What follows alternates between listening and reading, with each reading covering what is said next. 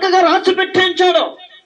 ఈ సత్రము ఎక్కడి నుండి వచ్చింది, ఎక్కడి నుండి ప్రారంభమైంది, ఎక్కడి నుండి ప్రారంభమైన సత్రము ఈ లూకాసు సువార్తలకు వచ్చిన తర్వాత సత్రము అని పేరు వచ్చింది. దేవుడికి స్తోత్రం.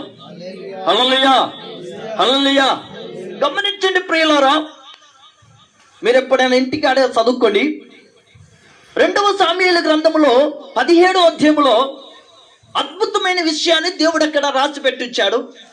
అదే రీతిగా రూతు గ్రంథంలో చూసినట్లయితే 4వ అధ్యాయంలో చూడండి 21వ వచనంలో దేవుడు అద్భుతమైన విషయాన్ని అక్కడ రాసిపెట్టి ఉంచాడు. ఏమని రాసిపెట్టాడంటే, పరిశుద్ధాత్మ దేవుడు అద్భుతమైన విషయాన్ని ఈ రూతు గ్రంథంలో 4వ అధ్యాయంలో 21వ వచనంలో చక్కటి మాట రాసి పెట్టించాడు. ఒకసారి చదివి సాయం చేయగలరని ప్రభు నామములో మనవి చేస్తున్నాం. బోయేజు ఓబేదెను కనెను, ఓబేదెను యేసయ్యను కనెను, యేసయ్య దావీదును కనెను. దేవుడికి స్తోత్రం. గమనించండి ప్రియులారా, ఈ లేఖనంలో రాయబడిన ప్రకారం మనం చూసినట్లయితే బోయజు అనే వ్యక్తి ఉన్నాడు. మంచి విశ్వాసము కలిగిన వ్యక్తి, మంచి నమ్మకము కలిగిన వ్యక్తి, దేవుని మీద భక్తి కలిగిన వ్యక్తి, దేవుని మీద యథార్థత కలిగిన వ్యక్తి. అతని జీవితంలో ఆశీర్వదించబడడానికి, అతని జీవితంలో మేలు పొందడానికి, అతని జీవితంలో గొప్పగా పేరు ప్రతిష్టలు పొందుకోవడానికి దేవుడి దగ్గర ఉండి మొక్కాల అనుభవంతో ప్రార్థన చేస్తున్న వ్యక్తి యొక్క బోయాజు. దేవుడికి స్తోత్రం. అయితే ఈ బోయాజు చూసినట్లయితే చక్కటి వ్యవసాయం చేస్తున్నాడు. ఆ యొక్క బెత్లెహేములో నివాసం చేస్తున్నాడు. బెత్లెహేములో నివాసం చేస్తున్న ఆ బోయాజు ఏమో అద్భుతమైన ధనవంతుడిగా ఉన్నాడు. అద్భుతమైన రీతిగా మంచి ధనము సమృద్ధి కలిగిన వ్యక్తిగా ఉన్నాడు. అయితే బెత్లెహేములో ఒక ఫ్యామిలీ ఉన్నది. బెత్లెహేము ఆశీర్వదించబడిన ప్రాంతము, బెత్లెహేము రొట్టెల ప్రాంతము. బెత్లెహేములో ఉండవలసిన వాళ్ళు ఒక ఫ్యామిలీ ఏమైందంటే, కష్టం వచ్చింది, శ్రమ వచ్చింది, కరువు వచ్చింది, ఇబ్బంది వచ్చింది. ఇబ్బంది రాగానే ఏమనుకున్నదో తెలుసా? అరే, ఎప్పటి నుండి మేము యేసుప్రభుని నమ్మామే, ఎప్పటి నుండి యేసుప్రభు దగ్గరికి వెళ్ళామే, ఎప్పటి నుండి యేసుప్రభుని గమనించామే, ఎప్పటి నుండో నేను దేవుని సన్నిధానంలో ప్రార్థించానే, అనుకోకుండా ఒకసారి కరువు వచ్చిందే.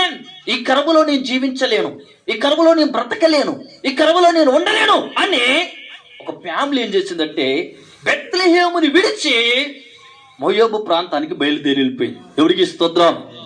ఆ ప్రాంతంలో వెళ్ళిపోయింది.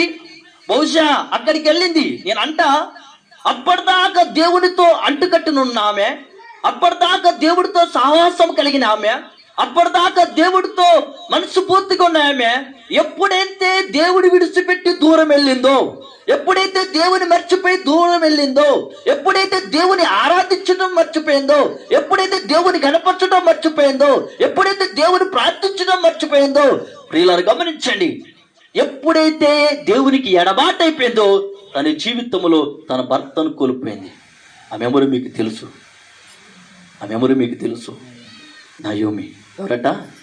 నయోమి. ఎప్పుడైతే దేవునికి దూరం అయిపోయిందో, ఈ రోజుల్లో లేరంటారంతమంది. ఈ రోజులో దేవుని మందిరానికి వచ్చి దేవుని సన్నిధానంలో ఉండి, దేవుని మార్గంలో ఉండి, దేవుని సన్నిధానంలో కొంచెము శ్రమ వచ్చిందనుకో, కొంచెము ఇబ్బంది కలిగిందనుకో, కొంచెము కష్టం వచ్చిందనుకో, నా జీవితంలో నాకు ఇన్ని కష్టాలు రావాలా, నా జీవితంలో నాకు ఇన్ని ఇబ్బందులు కావాలా, నేను దేవుడి దగ్గరికి వెళ్ళి ప్రార్థిస్తున్నాను కానీ, స్తుతిస్తున్నాను కానీ, గణపరుస్తున్నాను కానీ దేవుడు నా ప్రార్థన వింటున్నాడో లేడో అనుకున్నా లేదా? చాలా మంది అలా అనుకున్న వారు ఉన్నారు. చాలా మంది అవసరానికి దేవుడి దగ్గరికి వచ్చి ప్రార్థన చేసే వ్యక్తులు ఉన్నారు. ప్రియులారా గమనించండి, ఈరోజు ఈమె వెళ్ళింది, భర్తను పోగొట్టుకుంది, దేవునికి ఏడబాటు అయిపోయి ఇంకా ఏమంటే ఏదైనా ఆశీర్వాదం పొందుకున్నట్టుందా కుటుంబంలో? ఏం లేదు.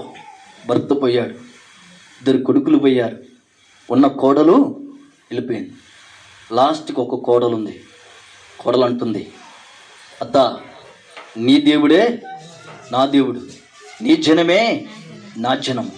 నువ్వెవరినైతే ఆరాధిస్తున్నావో, ఎవరినైతే స్తుతిస్తున్నావో, ఎవరినైతే గణపరుస్తున్నావో, ఎవరినైతే మహేపరుస్తున్నావో, ఎవరిని సన్నిధానంలో అయితే నీవున్నావో ఆ దేవుని నేను నమ్ముతున్నాను, ఆ దేవుని పట్ల నేను కూడా ఉంటాను, ఆ దేవుని పట్ల నేను నమ్మకంగా జీవిస్తాను అని విశ్వాసము కలిగి ఆమె తన అత్తతో పాటు బెత్లెహేముకి రావడం జరిగింది. దేవుడికి స్తోత్రం.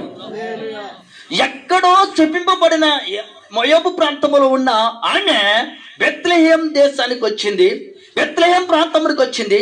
బెత్లెహేం ప్రాంతంలో ఇప్పుడు మంచి యవనస్తుడు ఉన్నాడు, యవన కాలంలో మంచి ఉజ్వలంగా ఉన్నాడు, యవన కాలంలో దేవుని భక్తిలో విశ్వాసంలో ఉన్నాడు, దేవుని భక్తిలో నమ్మకంగా ఉన్నాడు, దేవునికి విధేయత చూపిస్తున్నాడు, పెద్దవాళ్ళకి విధేయత చూపిస్తున్నాడు, సంఘానికి విధేయత చూపిస్తున్నాడు, సేవకుడు విధేయత చూపిస్తున్నాడు.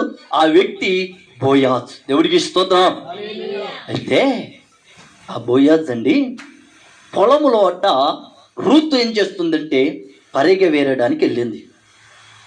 ఈయన అంటున్నాడు ఒక పనివాడిని పిలిచి, అయ్యా ఈ పని వాళ్ళల్లో ఒక ఆమె కొత్తగా కనబడుతుంది, ఆమె ఎవరు, ఆమె ఎక్కడి నుండి వచ్చింది, ఆమె ఏ దేశం నుండి వచ్చింది, ఆమె ఎవరితో వచ్చింది అని అడిగితే కొంతమంది పనివారు చెప్పారు కదా, అయ్యా ఈమె నయోమి యొక్క కోడలు అని చెప్పగానే, ఓహో మన సమీప బంధుడు కాబట్టి సరే అని ఆ రూతు దగ్గరికి వెళ్ళి అంటుంది కదా, అమ్మా ఈ బెత్లెహేములో ఈ పొలములో నా పొలము దగ్గరే నువ్వు ఏరుకో, నా పొలము దగ్గరే పొలం ఏరుకో, ఏ మెదలైతే కావాలో ఏ పెరగైతే కావాలో నీకు కావాల్సిన ఏరుకో, కానీ వేరే చోటుకి మాత్రం నువ్వు వెళ్ళొద్దు. దేవుడికి స్తోత్రం.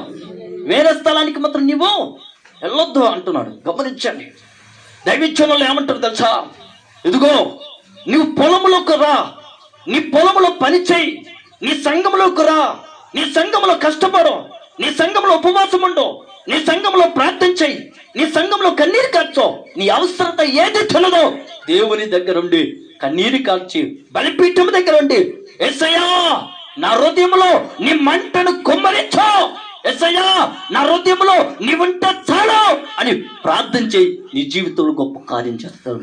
దేవుడికి స్తోత్రం.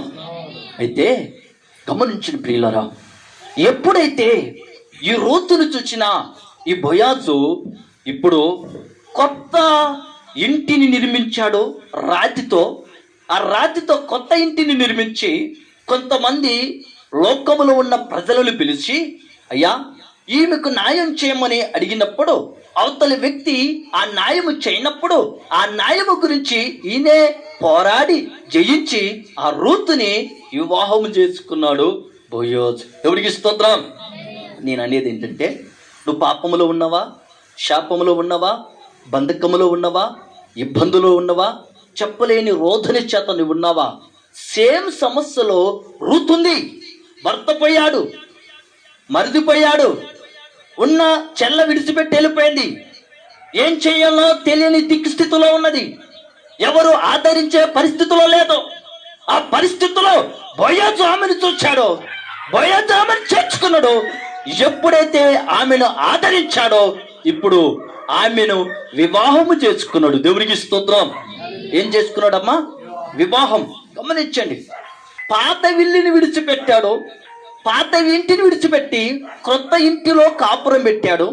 కొత్త ఇంటిలో కాపురం పెడితే కొన్నాళ్ళకి దేవుడు వీరిద్దరిని చక్కగా జ్ఞాపకం చేసుకున్నట్ట ఈ బోయాజుకి కుమారుడు కనెను. అతని పేరేం పేరట? ఓబేద్. ఎవరండి? ఓబేద్.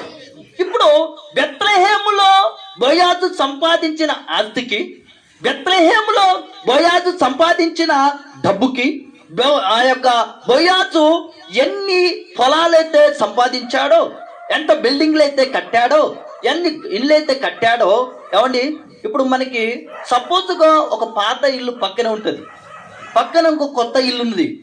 ఇప్పుడు ఎవరైనా మన ఇంటికి వస్తే బంధువులు కానీ చుట్టాలు కానీ ఎవరైనా వచ్చారనుకో, ఏమంటారంటే, అయ్యా ఈ ఇంటికి వచ్చి చూసి నువ్వు వెళ్ళిన తర్వాత వాళ్ళు అంటున్న మాట ఏమిటంటే, వీళ్ళు కొత్త ఇంటిలో ఉంటున్నారా, పాత ఇంటిలో ఉంటున్నారా అడుగుతారా? అడగరా? ఎందుకు? పాత ఇల్లు ఉన్నంత వరకు ఇది మాత్రం కొత్త ఇల్లే. అర్థమైందా? అదే గనక పాత ఇల్లు లేకపోతే ఇదేమవుతుందండి? కొత్త ఇల్లు అవుతుంది. ఇప్పుడు రెండు ఇల్లులు ఉన్నాయి, ఇవి యొక్క బోయాజు ఏం చేశాడంటే ఓబేదుని కన్న తర్వాత ఈ ఓబేదేమో పెద్దవాడేడు, వివాహానికి సమకూర్చబడ్డాడు, వివాహం చేయడానికి సమయం వచ్చేసింది, ఈయనకి వయసు వచ్చేసింది. ఓబేదునికి వివాహం చేశాడు. ఈ ఓబేదుకి వివాహం చేసి ఈ బోయాజు రూతు పాత ఇంటిలోకి వెళ్ళిపోయారు. అమ్మ ఎక్కడికి వెళ్ళారు? పాత ఇంటిలోకి వెళ్ళారు.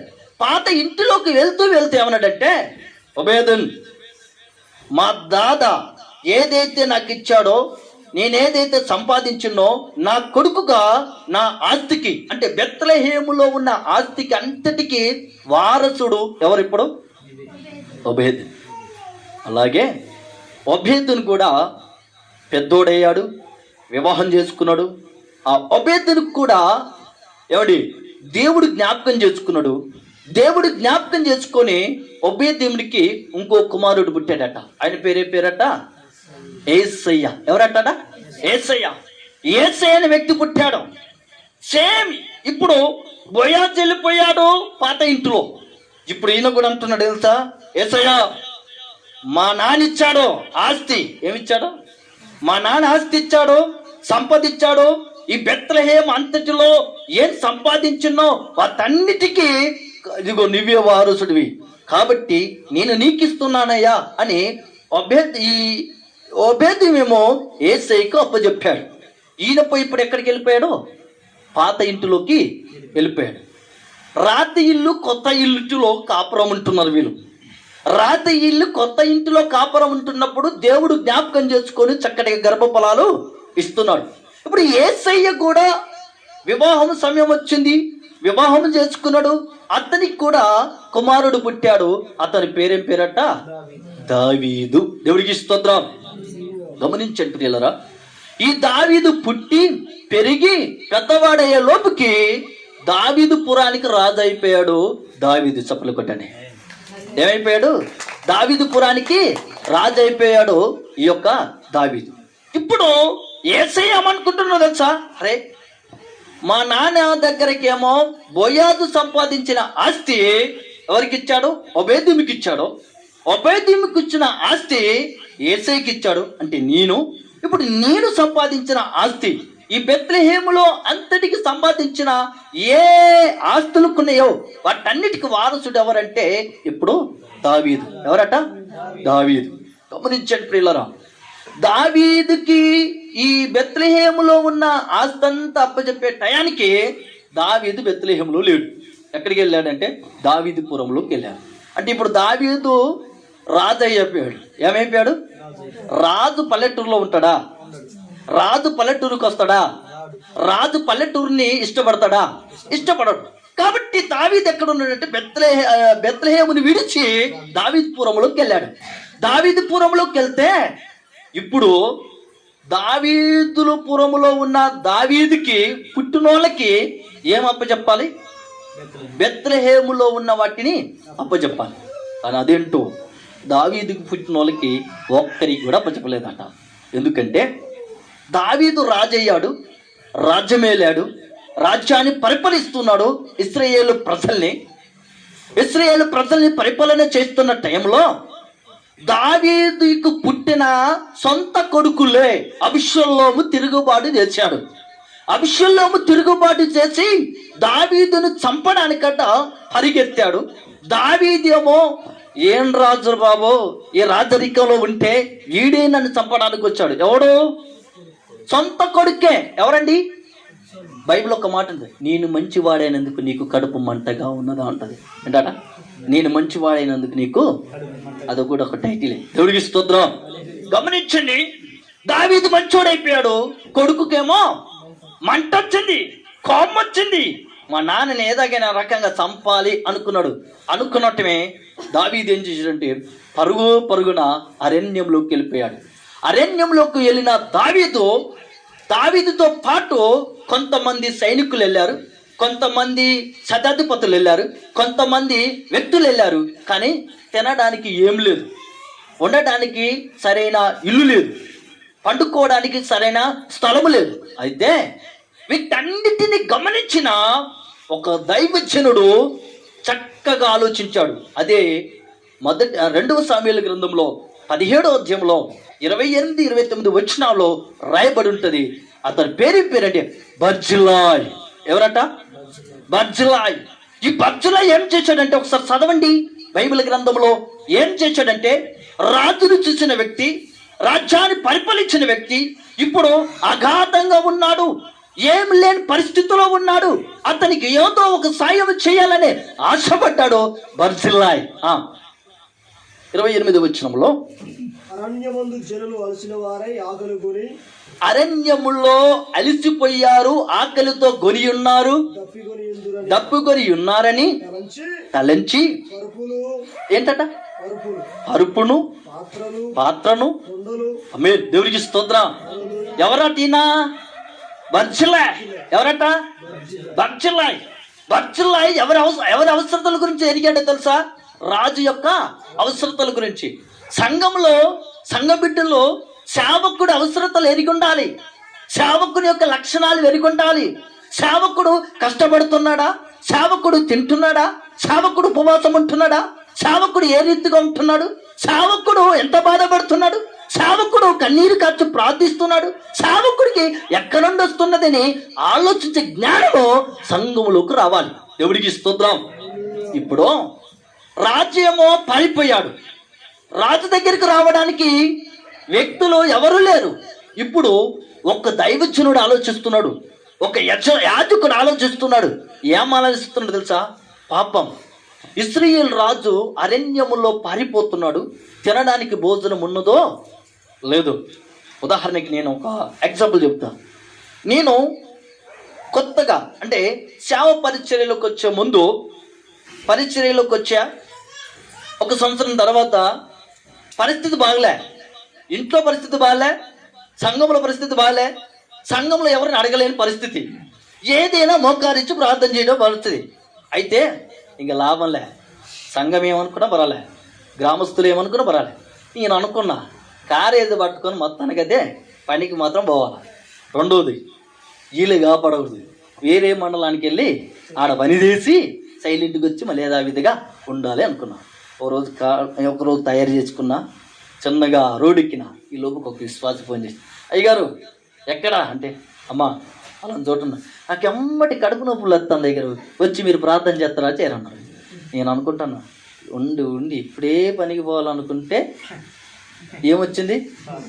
కడుపు నొప్పి. పాపం సరే పోయినా, ప్రార్థన చేసిన, వచ్చేసిన. ఏం లేదు, ఏం లే, ఆమె కడుపు నొప్పి బాగుపడ్డది, స్వస్థత పడ్డది, కానీ మనకేం లేదు, ఒక కానుక కూడా లే. దేవుడికి స్తోత్రం. ఎందుకు? పరిస్థితి బాలే. అసలు దేవుడికి తెలుసు ఏంటో అనేది, కానీ అడగలేని పరిస్థితి, చెప్పలేని పరిస్థితి అనుకున్న. మొత్తానికి తెల్లి ఇంకా టైం లేదు, పోవడానికి ఎట్లేదు, టైం లేదు. దేవుడా అని మోకారిచ్చి ప్రార్థన చేశా. దేవుడు తెల్లారిన తర్వాత మంచి అద్భుతమైన కార్యం చేశాడు. దేవుడికి స్తోత్రం. హల్లెలూయా. ఆ రోజు నుంచి ఈ రోజు వరకు ఎప్పుడు క్యారేజ్ పట్టుకొని బయటికి వెళ్ళలేదండి. ఎప్పుడు వెళ్ళా? ఎందుకు వెళ్ళలేదంటే కన్నీరు కార్చి ప్రార్థన చేసే అనుభవంలోకి నువ్వు రావాలి. దేవుని స్తుతించే అనుభవంలోకి నువ్వు రావాలి. నీకు కష్టం వచ్చిందా, శ్రమ వచ్చిందా, బాధ వచ్చిందా, ఇబ్బంది వచ్చిందా, యేసయ్య దగ్గరికి వచ్చి కన్నీరు కారు, దేవుడు అద్భుతంగా నీ జీవితంలో కార్యం చేస్తాడు. అదే దావీదు చేస్తున్నాడు. అయ్యా నా కొడుకులే నా మీద పగబట్టారు, నా కొడుకులే నన్ను చంపాలని చూస్తున్నారు, నాకెవరు వస్తారయ్యా అని అడిగితే, ఇప్పుడు ఎక్కడో అరణ్యములో చేస్తున్న దావీదు ప్రార్థన బెర్జిల్లయ్యకి ఇవ్వబడ్డది. దేవుడు బెర్జిల్లయ్యతో మాట్లాడాడు. బెర్జిల్లయ్య ఏమేం పట్టుకొని పోయిందట? ఒకటి పరుపులు, పాత్రలు, కుండలు, గోధుమలు, యావలు, పిండి వేసిన గోధుమలు, కాయధాన్యాలు, చుక్కుడుకాయలు, పేలాలు, తేనె, వెన్న, గొర్రెలను, జున్ను ముద్దలను దావీదును అతని యొద్ద ఉన్న మనుషులకు తీసుకొని వెళ్ళారు. ఇప్పుడు ఈ అడిగితే విశ్వాసులు బలేటోను అయ్యారు. ఈ సంఘం కాబట్టి ఇంకో సంఘానికి పోతా, నువ్వు ఉంటే ఎంత, లేకపోతే ఎంత, బలేటోడివి. ఎన్నొచ్చింది తెలుసా? కనీసం ఒక 13 ఐటమ్స్ ఎక్కడికి వచ్చినాయి? దావీదు దగ్గరికి వచ్చినాయి. సంఘంలో గనక మనం అమ్మా ఎన్నేట తేవాలంటే ఆహా భలే టూళ్ళే మాయ గారు, అమ్మా పెరిగాట తేవాలంటే ఆహా భలే టూళ్ళే మాయ గారు లేరా అలాంటి వాళ్ళు? ఏమండి సనుక్కుంటూ ఉంటారు, గులుక్కుంటూనే ఉంటారు.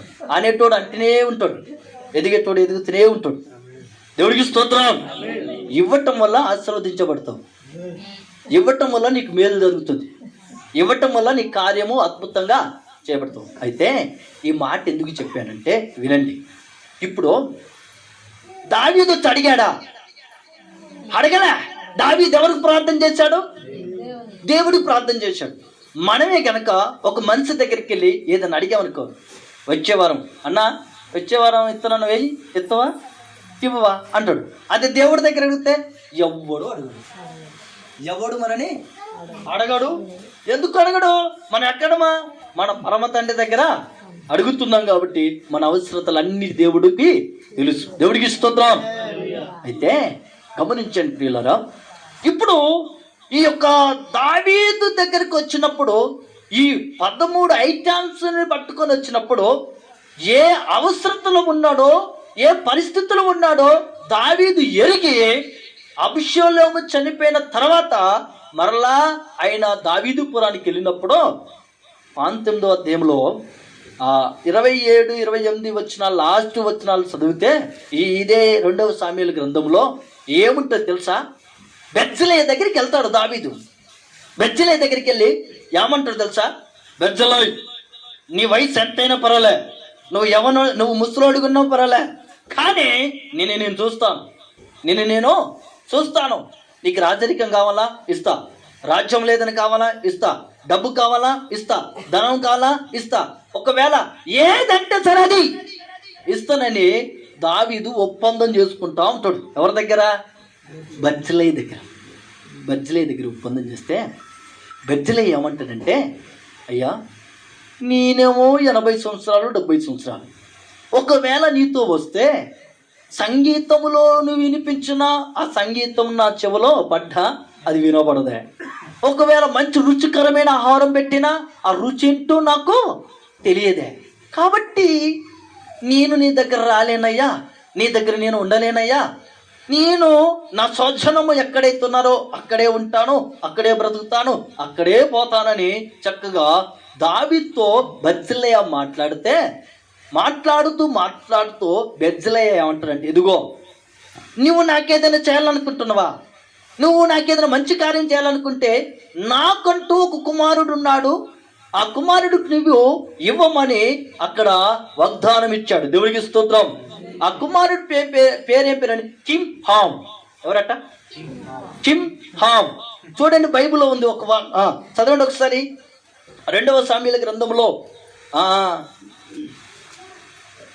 19వ అధ్యాయము 28, 29 వచనాల్లో 32 చూడండి.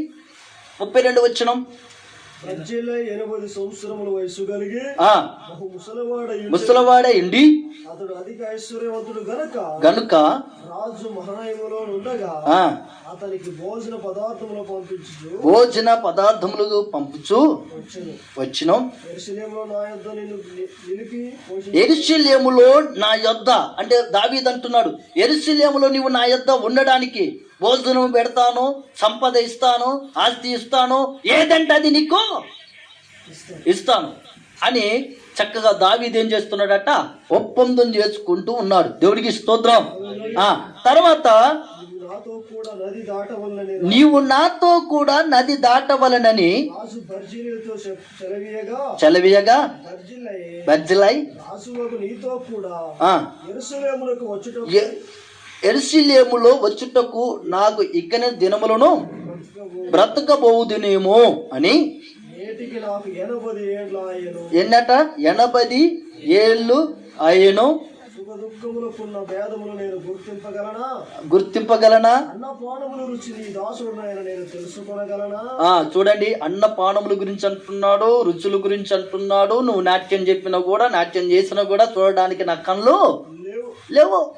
అందుకే 40 వచనంలో ఉంటది కదా, యూదా వారందరూ ఇశ్రాయేలు వారిలో సగము మందియు రాజును తోడుకొని రాగా రాజు కింహామును వెంటబెట్టుకొని గిల్లులోనికి వచ్చును. ఎవరట? కింహాము. ఎవరట? ఈ కింహాము ఎవరంటే బెర్జిలై యొక్క కుమారుడు. ఎవరండి? బెర్జిలై యొక్క కుమారుడు. అయితే ఈ బెర్జిలై యొక్క కుమారుడు కింహాము దావీదు దగ్గరికి వెళ్ళాడు, దావీదుపురానికి వెళ్ళాడు. దావీదుపురానికి వెళితే దావీదు ఆలోచిస్తున్నాడు, నా పట్ల వీళ్ళ తండ్రి మంచి కార్యం చేశాడు, నా పట్ల వీళ్ళ తండ్రి మేలు చేశాడు, నా పట్ల వీళ్ళ తండ్రి అద్భుతం చేశాడు, కాబట్టి కింహాముకి ఏదైనా మంచి చేయాలి, కింహాముకి ఏదైనా కార్యం చేయాలి, కింహాముకి ఏమిస్తే మంచిది అని ఆలోచనలో పడ్డాడు దావీదు. నేనంట బెత్లెహేములో వారసుడు బోయాజు, బోయాజు కింద వారసుడేమో ఒబేదు, ఒబేదు కింద వారసుడేమో యేసయ్య, యేసయ్య కింద వారసుడేమో దావీదు. ఇప్పుడు బెత్లెహేములో ఉన్న ఆస్తికి, బెత్లెహేములో ఉన్న సంపదకి, బెత్లెహేములో ఉన్న ప్రతిష్టకి అసలు దానన్నిటికీ దావీదులో నుండి వచ్చిన వారసులకి ఇవ్వాలి, అవునా కాదు? కానీ వాళ్ళందరికి ఇవ్వలేదు అటు. కానీ శ్రేష్టమైన దానిని, శ్రేష్టమైన వాటిని నేను ఇస్తాను అనుకున్నాడో, అనుకొని ఏం చేశాడంటే కింహాముకి ఇచ్చాడు. అమ్మ ఎవరికి ఇచ్చాడు? కింహామునికి ఇచ్చాడు. కింహాముకి ఇస్తే ఈ కింహాము ఏం చేశాడంటే బెత్లెహేములోకి వెళ్ళాడు. కింహాము ఉన్నాడు అక్కడ. కొన్ని సంవత్సరాలు అయినాయి. కొన్ని సంవత్సరాల తర్వాత తన తండ్రి చనిపోయాడనే సంగతి కింహాముకి రాబడ్డది.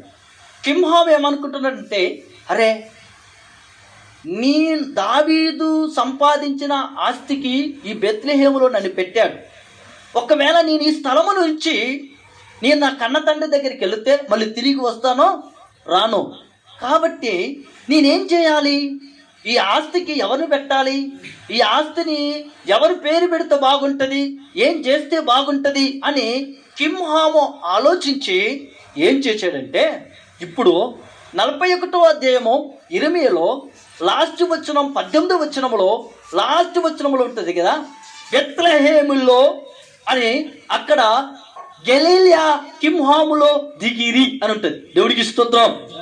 చదవండి ఒకసారి, ఏముంది అక్కడ వాక్యమో? 41వ. నా మాట అర్థమవుతుందా?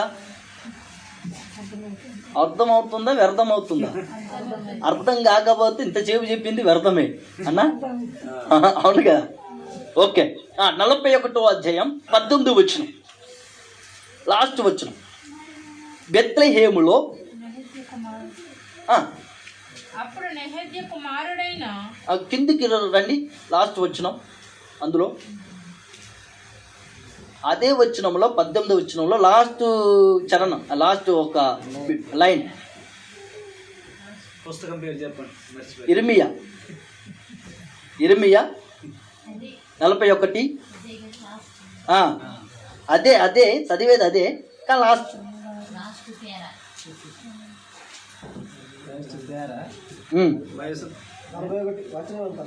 18వ వచనం అన్న లాస్ట్ వచనం. బెత్లెహేములో దగ్గరనున్న గెరేతు కింహాములో దిగిరి. ఏం పేరట? ఇప్పుడు కింహాము ఏం చేశాడు తెలుసా? దావీదేమో ఎవరికి అప్పచెప్పాడు? ఆస్తంతా బెత్లెహేముకి అప్పచెప్పాడు. బెత్లెహేముకు అప్పచెప్తే ఇర్మీయా గ్రంథములు ఏం చేశాడంటే, మరలా నా తండ్రి దగ్గరికి నేను వెళ్తున్నాను కాబట్టి బోర్డు పెట్టాడు. ఏం బోర్డు పెట్టి తెలుసా? గెరేరా కింహామ్. ఏంటట? మన భద్రాచలం పోయిన అనుకో, అయ్యప్ప వాటల్, బాలాజీ వాటల్ అని లేదా పేరు పెట్టినా లేదా? ఆ టైంలో కింహామ్ ఏం చేసాడంటే వీటన్నిటినీ, అంటే కొత్త ఇల్లు, ఏమిల్లు? కొత్త ఇల్లు, రాతి ఇల్లు. ఆ రాతి ఇంటికి ఏం పెట్టాడంటే గెరేర్ కింహామ్. ఏంటట? గెరేర్ కింహామ్ అని పెట్టాడు. ఈ గెరేర్ కింహామ్ ఏంటంటే, ఎంతమంది వచ్చినా, మంచోళ్ళు వచ్చినా, చెడ్డోళ్ళు వచ్చినా, నీతిమంతులు వచ్చినా, అవినీతిమంతులు వచ్చినా, ధనవంతులు వచ్చినా, పేదవాళ్ళు వచ్చినా ఉండడానికి కిరాయిగా ఆ ఇంటిని ఇచ్చేసాడు. ఏమైపోయింది? కిరాయిగా ఆ ఇంటిని ఇచ్చేసాడు.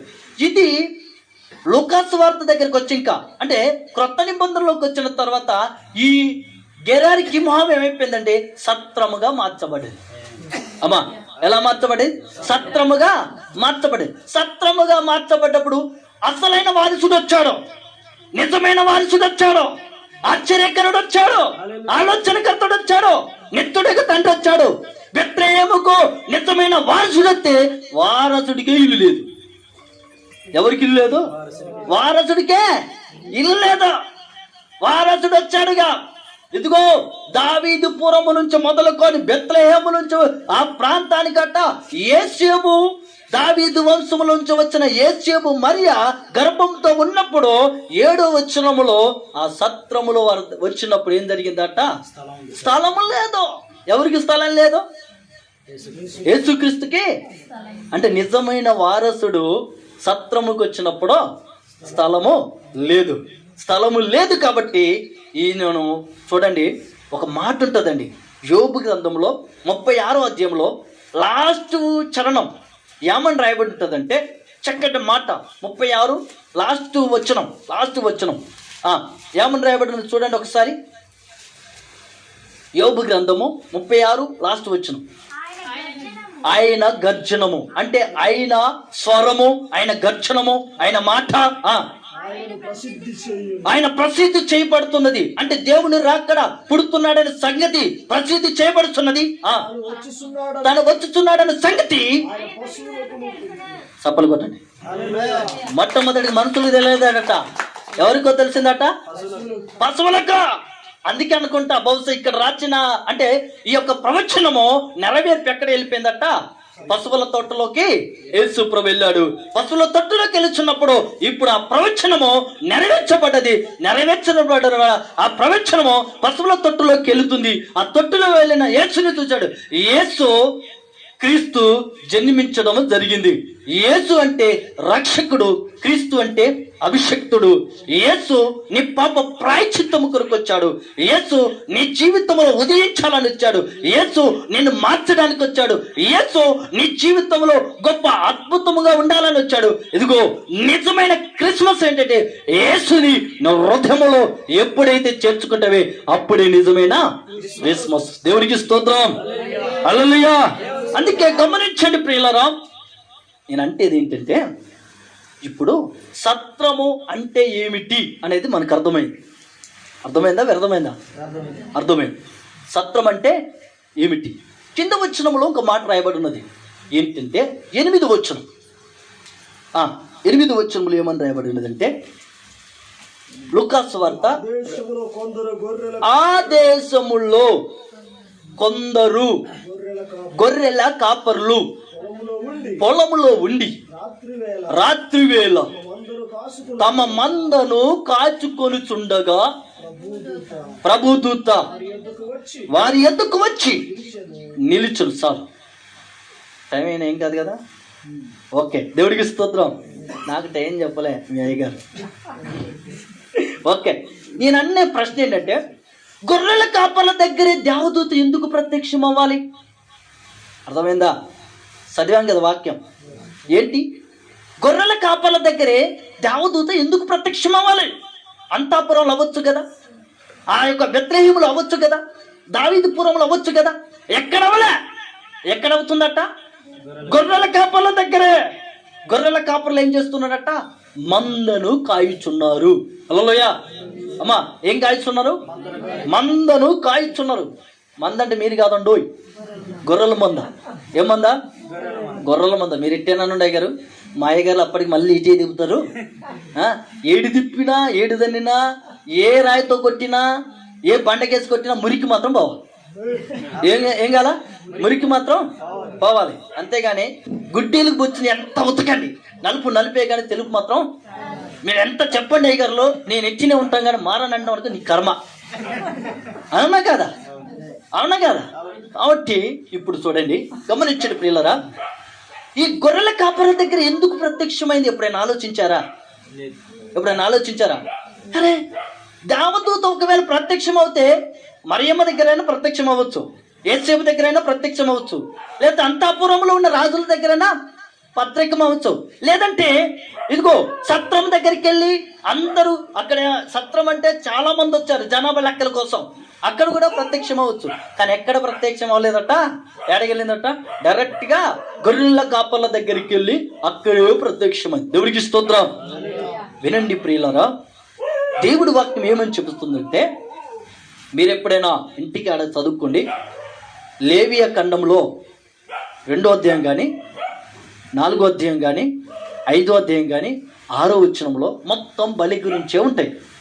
బలుల గురించి, ఒక్కడేమో గొర్రెను బలి ఇవ్వటం, ఒక్కడేమో ఎద్దును బలి ఇవ్వటం, ఒక్కడేమో పావురాన్ని బలి ఇవ్వటం, ఒకరేమో కొన్ని పక్షులను బలి ఇవ్వటం ఉంటుంది. ఎందుకు బలి ఇస్తున్నారంటే, మనిషి చేసిన పాపము కొరకు, మనిషి ఆలోచన ద్వారా కావచ్చు, మాట ద్వారా కావచ్చు, ప్రవర్తన ద్వారా కావచ్చు, నడక ద్వారా కావచ్చు, శరీరం ద్వారా కావచ్చు, ఎక్కడైనా పాపము చేస్తాడేమో అని భయపడి ఈ మనుషునికి నిమిత్తమాట ఒక శ్రేష్టమైన గొర్రెను బలిస్తారట. అంటే ఆ శ్రేష్టమైన గొర్రెకు గుడ్డిదే ఉండొద్దు, కుంటుదే ఉండొద్దు, మోగదే ఉండొద్దు, గజ్జి కూడా ఉండొద్దు. మనవలు ఏం చేస్తారు తెలుసా, అయ్యగారు ఇది దెబ్బ తగిలింది, ఒకవేళ ఇది బతుకుతే ఇది గుడికే. ఏది బతుకుతే, దెబ్బ తగిలి అది బతుకుతే గుడికే. మన దేవుడే అంటున్నాడు శ్రేష్టమైనది ఏంట్రా బాబు అంటాను, మనమే అంటాను దెబ్బ తగిలింది మాత్రమో గుడికి. బతకలేదనుకో, అయ్యగారు మేము ఇచ్చినా కానీ ఏదో జరిగింది, అందుకే ఇది అయిపోయింది అయ్యగారు, చేసేది ఏమీ లేదు.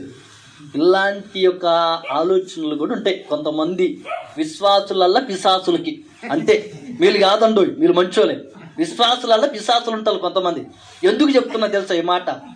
ఒక అయ్యగారు వాక్యం చెప్తున్నాడు, బల్లారాధనలో వాక్యం చెప్తున్నాడు. అమ్మా, మీరేదైనా తప్పు చేస్తే, మీరేదైనా పాపం చేస్తే బలిపీఠం దగ్గర రండి, సాక్ష్యం చెప్పండి అంటే, ఈ లోపు యవనస్త్రాలు వచ్చి, అయ్యా వందనాలు, అందరికి వందనాలు అని, నేను వివాహం కాకముందు వేరే ఒక ఆయనతో అక్రమ సంబంధం ఉంది కాబట్టి దేవుడు అది నన్ను క్షమించులాగా అని చక్కగా ఏం చెప్పింది, సాక్ష్యం చెప్పింది.